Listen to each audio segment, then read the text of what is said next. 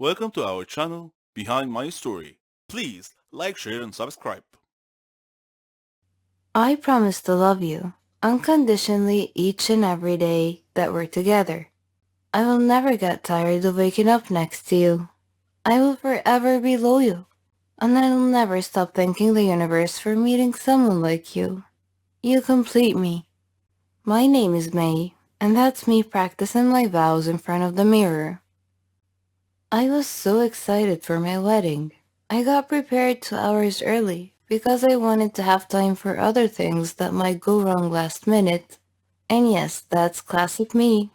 I have my own clipboard, and I'm probably driving my wedding planner crazy.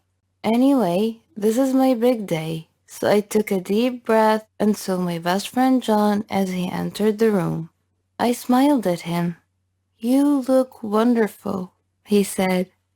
I met John in med school, and we instantly clicked. He's more than any girl could ask for. He's my best friend because he's always been there for me. One time my mom asked me why we're not together, and to be honest, sometimes I think about that too. John is very good looking. Maybe we just don't see each other like that. Besides, I already met the love of my life. We're getting married today. John accompanied me for an hour while we waited for the signal from the wedding planner. But instead, I saw John's mom enter the room. She told me that Mark, my fiance, was not answering his phone, and the best man checked and he's not in the hotel room either. In my head, that only meant one thing. He bailed on me. I fainted. They panicked and brought me to the hospital where John and I worked as interns. 2 months later, I quit the internship program at the hospital. They were gonna fire me anyway. I'm out of my game because of what I'm going through. I'm always alone in my apartment. I pushed people away, including my mom. Don't get me wrong, I just got sick of kind words trying to comfort me. It just doesn't make things better. That time, nothing comforted me, except sad music, sappy movies, and chocolate ice cream. Sometimes I look at my old photos with Mark. I also have not deleted our photos on Facebook. I just couldn't get myself to do it yet. My thoughts are disturbed by John's text message. Open the door. I opened the door and asked him, "Why didn't you just use your keys?" "My hands are full," he said. I saw him carrying 2 bags of goods, meaning lots of ice cream and sweets. He knows my favorites. I don't know what I was gonna do without him, really. That night, we watched a movie about best friends who fell in love with each other. He suddenly grabbed my hand and kissed it. I slapped him. I was so surprised. I slapped him so hard he had a red mark on his cheek. I rushed to the fridge and got him some ice. "I'm so sorry," I said. "No, I'm the one who should apologize, really," he said back. What he said startled me. "I love you, May. Always have, always will." I felt my head spinning. Nope, I'm not dreaming. I'm having a sugar rush maybe, but I was just really surprised. I did not expect that. Then he said I don't really need to say anything back to him. He said that he would be happy if I would just let him love me. He just wants to be by my side and take care of me. "Listen, John, I'm in a lot of pain. I'm a mess right now," I told him. "I know, and I don't care. I'm here for you.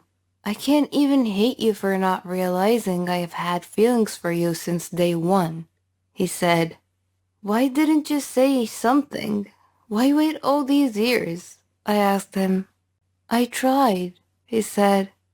"Remember when we went to Paris 3 years ago? I was about to tell you how I felt." I remember that. But also, I remember that I met Mark on our flight going there. He tagged along with us, so he never really had the chance.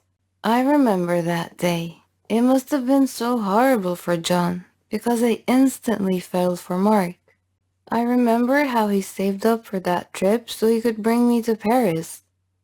I didn't know. I'm such a terrible human being. We talked that night, and I apologized.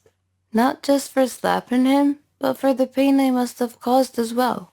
Long story short, I gave him a chance, and a year later, we eloped. With John, everything was falling into place. Everything was right, and I felt incredible. He made me forget what Mark did to me. Years later, I don't regret marrying John. Not ever. I know there's no point to wait. We will have a nice life together because he loves me.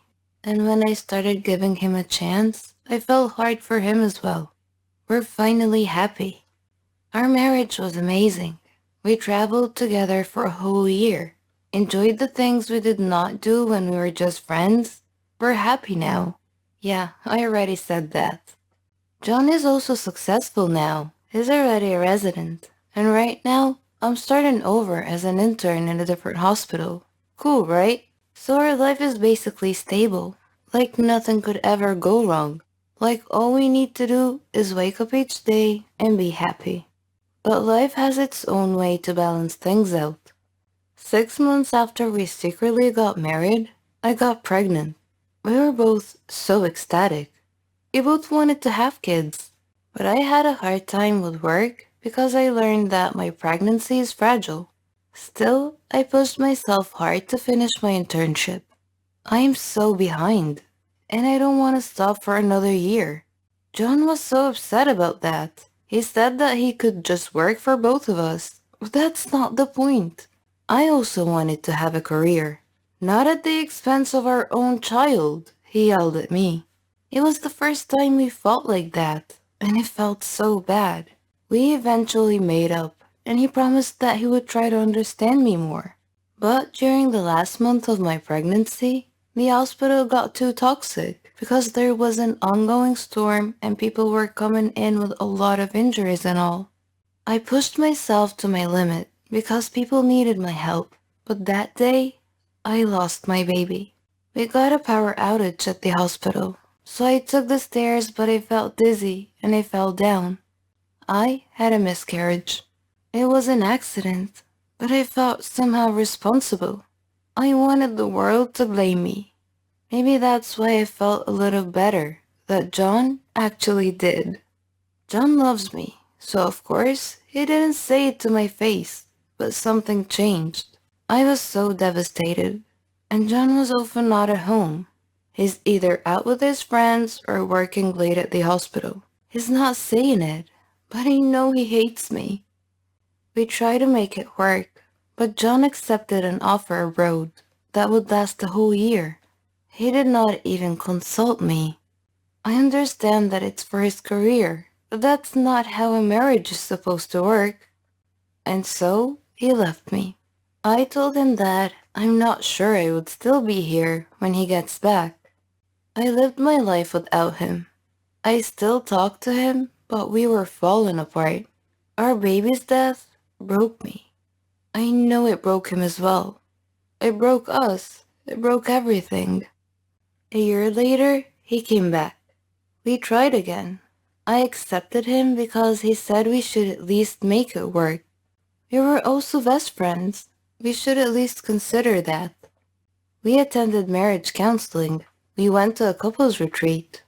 We made time to do the things we love. We traveled again, but we both felt there was a huge gap. One day, I learned that he accepted another job offer abroad and did not even tell me about it. We had a huge fight. We said things to each other that permanently damaged our relationship and even our friendship. And so, he left me the very next day. 6 months later, we filed for divorce, but we tried to make sure that it was what we wanted. We spent the whole night together for the very last time. A couple months later, after our divorce, I took a pregnancy test, and it came out positive. I couldn't believe it. I was half happy, half confused. I told John before labor. It took him a while to get his head wrapped around it. I hate how John and I have become. I did not just lose my husband, I lost my very best friend. 2 years later, I found myself in court. We were having this messy custody battle over our little Mike, our son. Wondering why? Because I got a great job offer in a different country, and I decided to take it. The court took his side, and I had to kiss my son goodbye.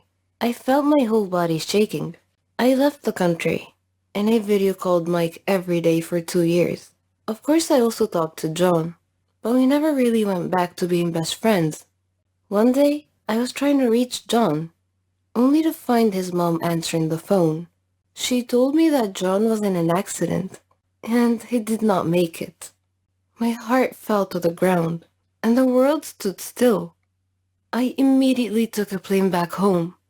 Guess who was in John's funeral? Mark, my runaway fiancé. But I couldn't care less. Mark actually talked to me. He tried to apologize, and I was so tired. I only nodded and walked away. He did not know what to tell me. Surprisingly, I wasn't mad at him. I was not mad at anything but myself. John's mom came up to me and told me that John has left me $20 million. Why do you think he left me that kind of money? Where did that money come from? I would love to know your thoughts. Comment down below and don't forget to hit like and subscribe.